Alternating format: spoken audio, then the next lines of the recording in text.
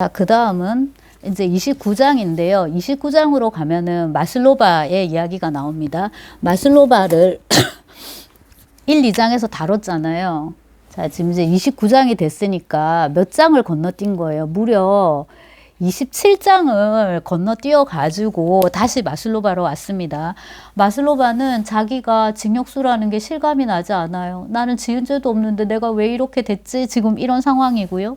여기서 마슬로바의 심리를 굉장히 잘 묘사해 주는 게 자기를 지금 이런 그 환란에 빠뜨린 게 누구다? 남자들인 거예요. 지금까지 모든 남자들은 자기 아름다움에 반했고 그녀랑 자고 싶어 했고 그녀의 이러저러한 이제 서비스에 굉장히 막 녹아내리던 그런 존재들이었는데 자기한테 그렇게 우호적이었던 남자들이 어떻게 나한테 이런 짓을 할 수 있지라고 생각해요. 그래서 이제 페미니즘 비평에서 보면은 톨스토이를 막 우리가 욕하겠지만 저는 굉장히 이게 사실적이라고 느껴지고요. 마슬로바의 심리를 아주 잘 묘사하는 대목이라고 이제 생각을 합니다. 자, 일단 이제 갇혔어요. 구치소에 이제 갇혔는데 우선은 담배가 피우고 싶어서 미치겠는 거예요. 어떻게 합니까? 뇌물을 쓰는 거죠. 이 뇌물을 곳곳에서 쓰더라고요. 일단 빵 속에다 담배값을 숨겨 들고 와가지고 이제 이렇게 담배를 또 피우고 그 다음에 이제 마슬로바가 진짜로 그 템프로 막 이런 데 에이스였던 거잖아요.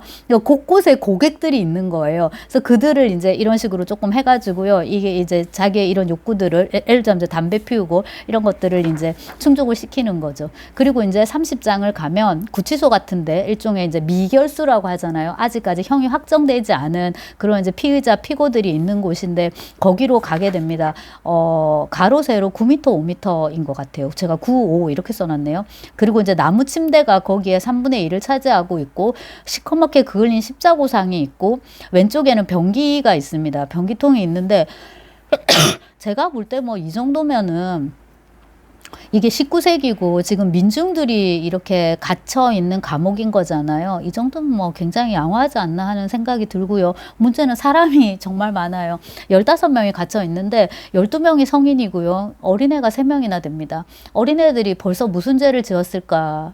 뭐 소년범인 경우도 있고요. 보호자들이 잡혀와가지고 애들이 갈 데가 없으니까 같이 들어온 경우 많더라고요. 특히 나중에 이제 정치범 같은 경우에 이제 그런데 죄수들을 대표적인 사람들만 골라서 이제 몇 명 소개를 합니다. 네, 역시 톨스토이예요. 자, 1번은 약간 발달장애를 앓고 있는데 그 패스포트, 그러니까 신분증이에요. 우리들로 치면은 그 주민등록증이 없어갖고 수감돼 있는 사람. 그러니까 일종의 불법 체류자 뭐 내지는 행여병자 같은 그런 사람이고요. 자, 두 번째는 돈을 훔쳤어요. 절도범인데 결핵 환자인 사람이 있고요. 세 번째는 바느질을 하는 할머니가 한 분 계세요. 이름이 코라블요바인데 까라블요바, 그러니까 까라블 배에서 왔어요. 코라블요바라는 사람이 있는데 그녀의 죄목은 뭐냐면 도끼로 남편을 죽였군요. 그리고 이제 여기서는 술을 몰래 팔고 있습니다. 그 도스옙스키의 죽음의 집의 기록에서도 나왔지만은 러시아 감옥에서는 술이 아주 보편적으로 이제 돌아다니고 있고요. 그렇게 치면 스탈린이 대박이죠. 왜냐하면 이반 데니소비치의 하루를 보면 감히 그런 짓을 못 하거든요. 자, 이제 네 번째 사람은 자루를 이렇게 이제 꿰매고 있는데 이 사람은 기차역 건널목의 신호수예요. 그래서 빨간불, 파란불 이런 거 내리고 누르고 이거 횡목인가요? 그거 하는 거였는데 신호를 잘못해갖고 온 사람이니까 되게 경범인데 이런 사람까지 이제 와 있고 그리고 사실 이 물건 훔친 거랑 남편 도끼로 죽인 거는 너무 다르잖아요. 죄 정도가. 근데 지금 전부 다 한 구덩이에 다 들어와 있어요. 자, 5번은 페도시아, 별명, 그러니까 애칭 페니치카로 불리는 사람인데 그녀는 남편 독살 미수죄. 그러니까 남편을 죽이려다가 실패를 하고 들어왔는데 오히려 여기 들어와서 남편을 사랑하게 되었다. 이렇게 되어 있고요. 6, 6번째는 호로샤프가인데 절도 방화. 이것 때문에 이제 그 재판을 이제 받으려고 지금 들어와 있습니다. 호로샤프가는 하라샤프가, 그러니까 예쁜 여자란 예쁜이, 귀염이 이런 뜻이에요. 그러니까 그렇고 심지어 이제 임신을 한 여자도 있고. 그러니까 사람이 지금 많은 거잖아요. 여기서 이제 소개를 하면 어떻게 되겠습니까? 도스옙스키의 죽음의 집의 기록이 이제 되는 거죠. 자, 그러고 이제 31장으로 가는데 이렇게 이제 미결수들이 갇혀 있는 감방에 마슬로바가 이제 등장을 한다. 인데 앞에서 이제 이름 언급된 그 코라블요바나 뭐 하로샤프가 이런 사람들, 페니치카 이런 사람들은 이제 일종의 캐릭터예요. 그래갖고 그 일종의 캐릭터가 아니라 완전히 캐릭터예요. 그래서 이제 그 마슬로바하고 이제 대화도 하고 이제 이렇게 하는데요. 여기 이제 그 할머니나 이런 분들이 그렇게 말을 하죠. 네가 딱히 죄가 있어서가 아니다. 그냥 그렇게 된 거다. 그리고 이제 우리도 많이 얘기하는 거 유전무죄. 그러니까 돈이 있으면은 무죄가 되는 거고 돈이 없으면은 너는 유죄가 이제 되는 거다. 이렇게 이제 얘기를 해서 돈을 많이 줘서 수임료를 많이 줘서 훌륭한 변호사를 쓰면은 이제 너는 뭡니까? 무죄 선고를 무죄로 받을 수 있을 거다라고 이제 얘기를 하는데 이 부분을 읽으면서 드는 느낌은 일단은 확실히 톨스토이가 이제 필력이 많이 떨어졌구나. 민중들이 강하지가 않아요. 네, 굉장히 이제 동화나 약간 설화 같은 그런 느낌을 주고요. 그 다음에 전쟁과 평화 이런 거를 쓸 때도 예컨대 플라톤 까라타에프 이런 캐릭터는 되게 미화를 하긴 하거든요. 심지어 신비화하고 신화화하는데 그런 게 이제 느껴지는데 그 정도가 약하다는 거죠. 그러니까 그 타협해버리는 거예요. 작가가 이러면 이제 소설은 조금 힘이 없어지는데 말씀드렸다시피 이제 이 소설은 마음이 콩밭에 가 있는 소설이어가지고 지금 민중 묘사를 이런 식으로 하는 데 있어서 공을 많이 들일 수가 없는 상황이거든요. 그래서 이제 다음 단계로 넘어갑니다. 그래서 32장인데요. 그 주인 여자가 이제 돈을 줬단 말이에요. 이게 이제 뇌물인데 이걸 빵 속에 또 숨겨 갖고 왔다가 이렇게 이제 감옥에서 이제 알만한 특히 대부분 다 남자들이죠. 이제 이 카츄샤는 남자들을 다루는데 익숙하다고 자기가 능숙하다고 생각을 하니까요. 이제 이런 식으로 돈을 써가면서 술도 마시고 담배도 피우고 이제 이렇게 이제 되는 거죠. 자, 그러고 이제 여기서 자기의 과거를 잠깐 회상을 합니다. 이 부분을 조금 확대해서 보면은 이 마슬로바는 농노의 사생아로 태어난 거잖아요. 그러면 그녀가 생각할 수 있는 가장 제대로 된 운명은 일단 죽기가 되게 쉬웠을 거고, 왜냐면 엄마가 죽였잖아요, 애들을. 근데 영아 살해였는데요. 얘는 어떻게 살았단 말이에요. 그렇다 하더라도 이제 아이가 생각할 수 있는 가장 멀쩡한 인생은 그 농노로 사는 건데, 어떻게 운이 좋아가지고 노처녀였던 미혼이었던 여자 귀족 둘이서 반쯤은 이제 양녀처럼 키웠고, 하녀라고 해도 뭐라 해야 되나, 허드렛 일 안 하는 되게 귀하게 자란 하녀인 거잖아요. 자, 그랬고 이게 이제 1번이었고 2번이라고 할 수도 있을 거예요. 농노의 사생아가 1번, 귀족의 양녀 요게 2번이고, 자, 그 다음에 이제 3번이 뭐예요? 네글류도프하고 그런 일을 겪고 나서 이제 말하자면 가정부가 된 거죠. 떠돌이 가정부. 요즘으로 치자면 입주 가정부 아니고 출퇴근하는 가정부요. 그렇게 이제 가사도우미 이런 일을 하다가 이제 3번째 매춘부가 된 거잖아요. 4번째로 할 수 있겠죠. 그리고 이제 5번째 이제 징역수가 된 건데요. 요컨대 이제 굉장히 좀 문란했던 그런 여자 농노의 사생아로 태어나서 징역수가 되기까지 이 카츄샤 마슬로바의 삶은 굉장히 역동적이었다고 이제 할 수 있는 거죠. 뭔 말이냐면 톨스토이의 여자 주인공들은 굉장히 따분한 삶을 살거든요. 근데 이제 우리가 다 꿈꾸는 삶이에요. 나타샤 로스토바처럼 귀족의 딸로 태어나서 백작 집안의 막내딸로 태어나서 예쁜 소녀로 또 자라다가 정말 멋진 또 처녀가 됐다가 그 다음에 이제 모스크바 굴지의 백작인 피에르의 아내가 돼서 백작 부인이 되는 거죠. 이런 식으로 굉장히 순탄한, 굉장히 환경 결정론적인 그런 원칙에 충실한 이제 삶을 사는 게 톨스토이 소설의 여주인공인데요. 그거에 비해서 이제 뭔가 역동적이고 뭔가 좀 사건성이 있는 캐릭터가 안나 까레니나였는데, 그녀가 이제 그렇게 된 것은 그녀 자신의 잘못인 거예요. 뭐하러 바람을 피워요? 예를 들자면 이제 그런 요인이 있는 거고요. 어쩌면 안나 까레니나보다도 더 역동적인 어떤 삶을 사는 캐릭터가 이 카츄샤 마슬로바인데, 톨스토이가 그거를 감당을 잘 못해요.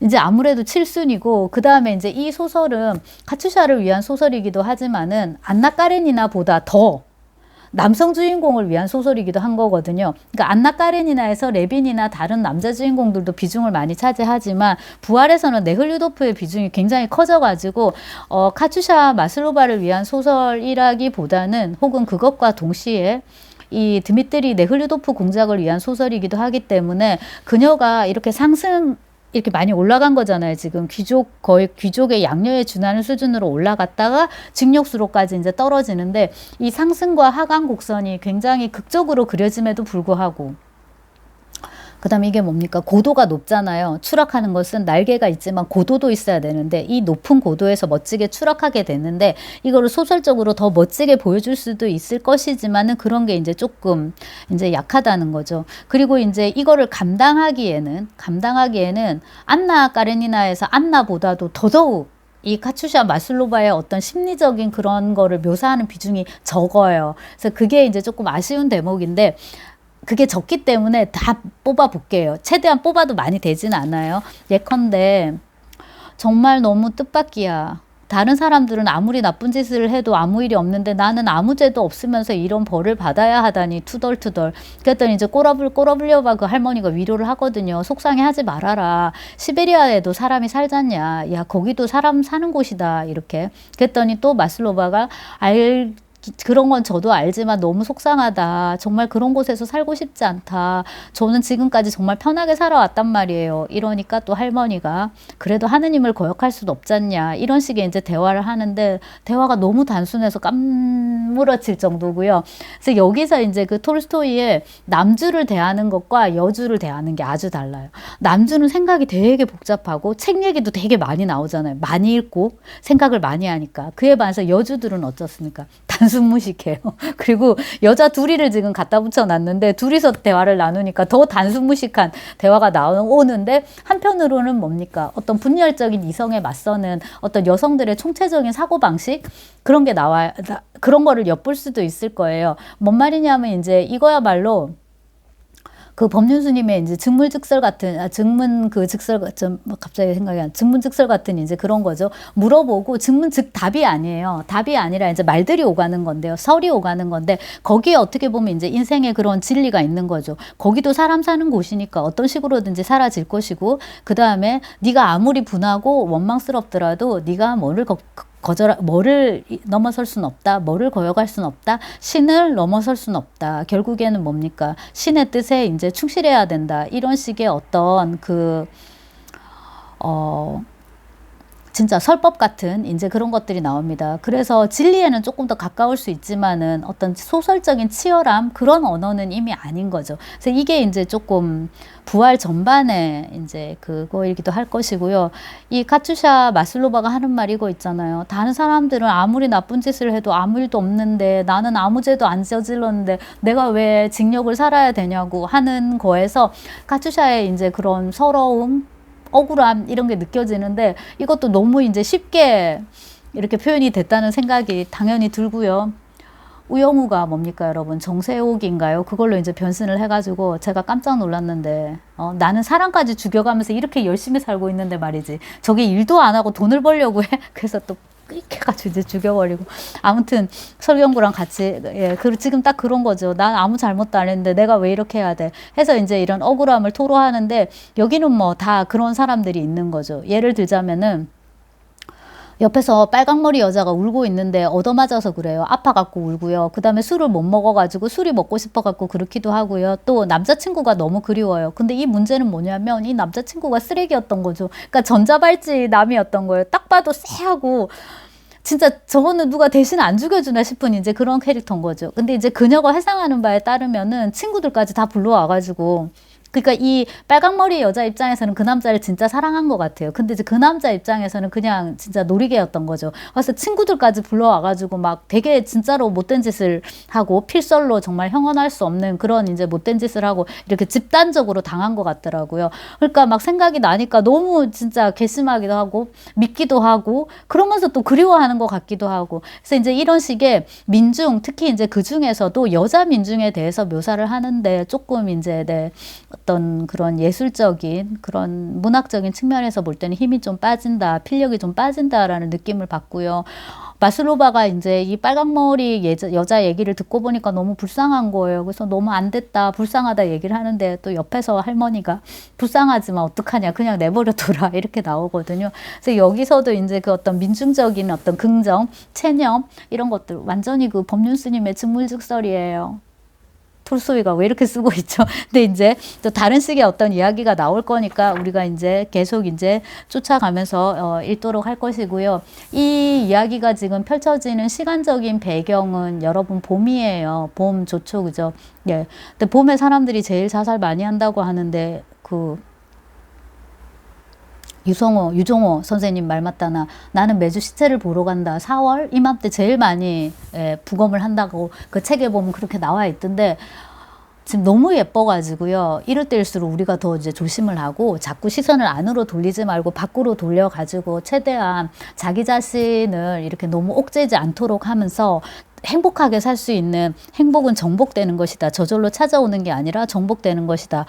네, 그 생각을 이제 하면서 오늘도 좀 열심히 네, 사는 게 열심히 산다라기보다는 오늘도 이렇게 하루 이제 살아가는 게 중요한 것 같습니다. 다음시 이제 33장으로 갈 건데 거기서부터는 또다시 네흘류도프 이야기입니다.